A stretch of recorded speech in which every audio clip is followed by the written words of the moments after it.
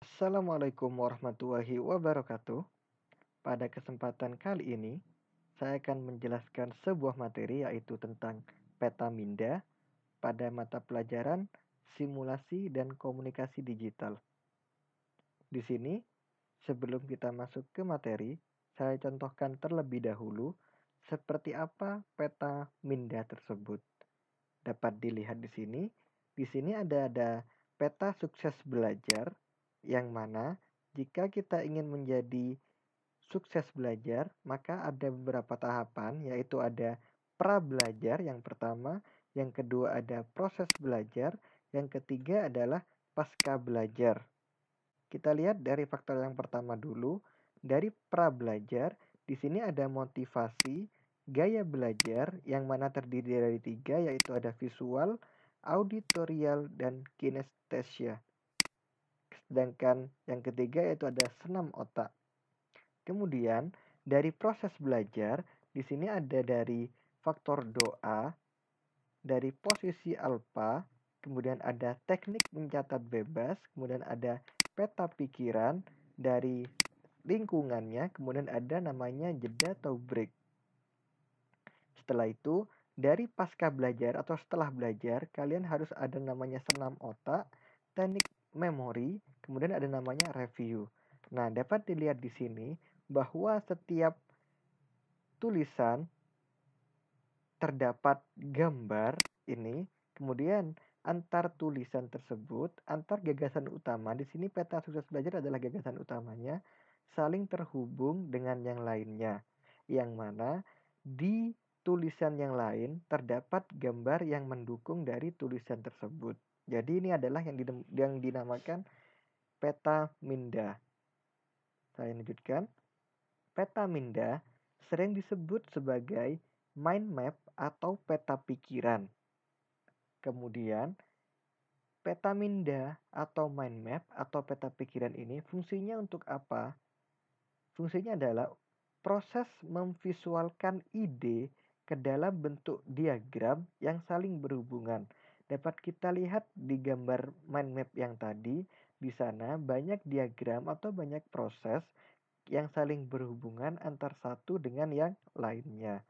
Kemudian, fungsi yang lain yaitu untuk membantu memahami hal-hal yang kompleks cukup dengan satu gambar. Jadi, jika kita memiliki hal yang kompleks, dijadikan mind map saja. Kemudian disertakan dengan tulisan dan gambar yang saling berhubungan, nantinya akan membuat hal yang kita pahami, yang sangat kompleks kita pahami akan menjadi mudah. Kemudian, mind map ini dapat dibuat dengan manual atau dengan tulis tangan. Setelah itu, kita juga bisa membuatnya dengan cara online atau dengan software. Softwarenya ada yang namanya Xmind, FreeMind, dan lain-lain. Setelah itu, kelebihannya mind map ini apa? Jika kita bandingkan dengan yang lain, di sini yang pertama, dengan mind map ini, alat grafis yang menggabungkan kata, gambar, angka, dan warna. Jadi sangat menarik sekali. Kemudian yang kedua, memberikan gambaran umum tentang subjek besar. Jadi jika kita memiliki sebuah masalah atau ingin meringkas sebuah buku, maka dapat menggunakan mind map ini atau peta pikiran ini. Kemudian yang ketiga, meniru cara otak berpikir, memilah ide daripada berpikir linear. Jadi, untuk membuat sebuah mind map ini, cara kerjanya adalah tidak berpikir secara lurus atau linear, tetapi meniru cara kerja otak, yaitu bercabang-cabang dan saling berhubungan antara satu dengan yang lainnya.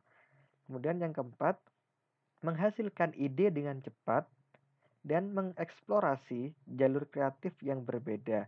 Jadi, dengan adanya mind map ini, kelebihannya yang keempat yaitu dapat menghasilkan ide dengan cepat, kemudian dapat mengeksplorasi jalur kreatif yang berbeda, tidak hanya linear tapi menggunakan cabang-cabang yang lainnya. Nah, ini ada contoh lagi. Di sini ada contoh mind map dari life mapping atau kehidupan. Peta kehidupan di sini dapat dilihat peta kehidupan itu terdapat kesehatan, keuangan, sosial, kuliah, dan spiritual atau religi. Jika kita melihat dari segi kesehatan, di sini kesehatan kita harus diet, kemudian kurangi junk food dan makan malam. Yang mana tiap tulisan sudah disertai gambar yang sangat menarik sehingga kita bisa hafal dengan yang kita tuliskan. Kemudian keuangan. Keuangan itu kita harus hemat, menabung dan membeli seperlunya. Kemudian jangan lupa membuat catatan kecil tentang pengeluaran kita. Setelah itu, untuk faktor sosial di sini kita harus berani berbicara dan lebih percaya diri. Kemudian di faktor kuliah kita harus dapat mengerjakan tugas atau kuis dengan baik, yang mana dicabangkan lagi yaitu UTS, UAS dan responsi harus lancar, kemudian PKL sukses. Nah, dengan itu IP semester akan stabil atau meningkat dan nantinya kita harus mempersiapkan wisuda tahun depan dan mempersiapkan tugas akhir. Nah, sedangkan dari faktor religi, di sini ada dua cabang yaitu kita harus rajin sholat tahajud, yang mana di sini kita mengadakan program One Day One Juice dan rajin sholat duha, kemudian rajin puasa Senin Kamis yang mana harus kita dalam posisi wudhu dalam keadaan apapun dan membaca surat pagi dan sore. Seperti itu jalan pikiran dari mind map life mapping yang terdiri dari kesehatan, keuangan, sosial, kuliah, dan spiritual. Dapat dipahami? Setelah itu, manfaat dari mind map itu seperti apa? Yaitu yang pertama, otak kanan dan kiri dapat bekerja secara energis atau secara bersama-sama. Kemudian yang kedua, mengalirkan gagasan tanpa hambatan. Yang ketiga, membuat rencana atau kerangka cerita. Kemudian yang keempat, mengembangkan sebuah ide. Kemudian yang kelima, dapat meringkas isi buku. Jadi isi buku yang banyak dapat diringkas secara singkat menggunakan mind map. Kemudian yang keenam, dapat mudah diingat dan menyenangkan karena banyak gambar, tulisan, sedikit tulisan, dan warna-warna. Kemudian yang terakhir, mendorong pemecahan masalah dengan kreatif.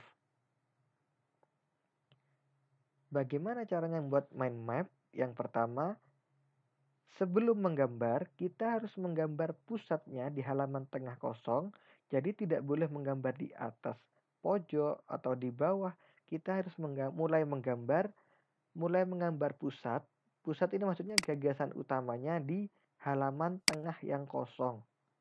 Kemudian, menggunakan gambar untuk gagasan utama. Jadi gagasan utamanya itu lebih baik kita menggunakan sebuah gambar. Setelah itu, menggunakan warna yang banyak agar menarik, kemudian membuat bercabang-cabang antara yang satu dengan yang lainnya, kemudian hubungkan cabang utama dengan cabang yang lain, kemudian gunakan kata kunci. Jadi kita di sini tidak perlu menggunakan kalimat yang lengkap, tapi hanya menggunakan kata kuncinya saja kita agar mudah mengingat. Kemudian yang ketujuh, gunakan banyak gambar agar kita juga dapat mengingat dengan baik. Nah, di sini ada quotes, yaitu yang berisi, jika Anda memiliki 10 gambar di peta pikiran Anda, hal itu sudah sama dengan 10.000 kata catatan.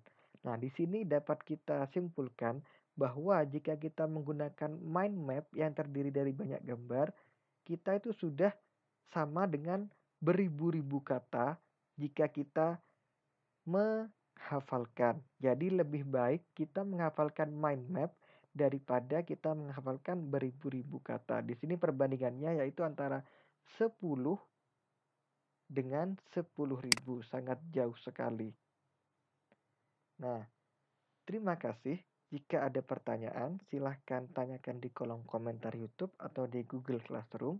Untuk pertemuan kali ini, saya tidak memberikan tugas, tapi silahkan kalian mencoba membuat mind map kalian sendiri. Silahkan dicoba sendiri. Untuk tugasnya masih akan saya berikan di pertemuan yang akan datang. Terima kasih atas perhatiannya. Assalamualaikum warahmatullahi wabarakatuh.